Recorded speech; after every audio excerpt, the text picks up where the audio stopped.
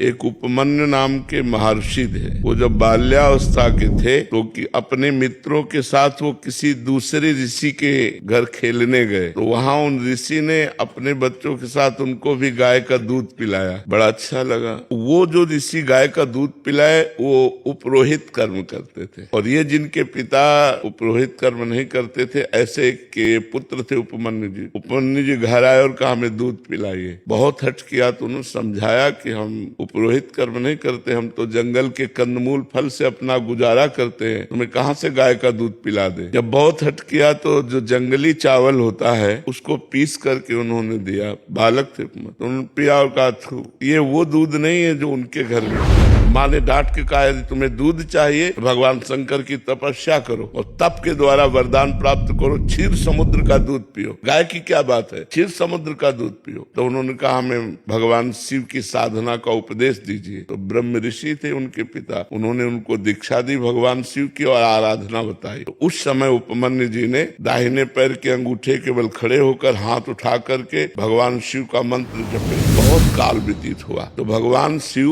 उनके सामने शिव रूप में प्रकट नहीं हुए, देवराज इंद्र के रूप में प्रकट हुए, नंदिकेश्वर एरावत के रूप में, और भगवती अम्बा सची के रूप में, और जितने शिव पार्षद सब देवताओं के रूप में। और कहा वरम ब्रूहि, वरदान मांगिए। उन्होंने आंख खोला, देखा देवराज इंद्र, तो प्रणाम किया और कहा देवराज इंद्र मुझे आपसे कुछ नहीं चाहिए, मैं भगवान शंकर का भक्त हूँ, मैंने भगवान शंकर की आराधना की है, मुझे जो कुछ चाहिए वो शंकर से चाहिए। तो निंदा करने लगे, क्योंकि भगवान शंकर ही थे, सीता की भस्म लगाते हैं, मुंडों की माला पहनते हैं, ऐसा। तो उनका सावधान, हमारे ही सामने हमारे इष्ट की यदि निंदा करोगे तो हमको असमर्थ मत समझो। मैं ऋषि बालक हूँ, अगर शाप दे दिया तो आप भी भस्म हो जाओगे। तो फिर वो निंदा शुरू कर दी, क्योंकि वो भगवान शंकर ही थे ना। तो उन्होंने कहा देवराज इंद्र अगर भगवान शंकर मुझे श्वान बना दे तो मुझे स्वीकार है, और तुम अपना देवराज इंद्र पद देना चाहो तो भी स्वीकार नहीं है। मैंने भगवान शंकर की आराधना की, अब एक भी शब्द अगर भगवान शंकर के प्रति बोले तो मैं दंड देने में समर्थ हूँ। फिर वो बोलने लगे, तब उन्होंने अघोर मंत्र का प्रयोग किया। ये मंत्र सिद्ध हो जाए तो किसी के भी ऊपर मारण, मोहन, वशीकरण, उच्चाटन आदि का,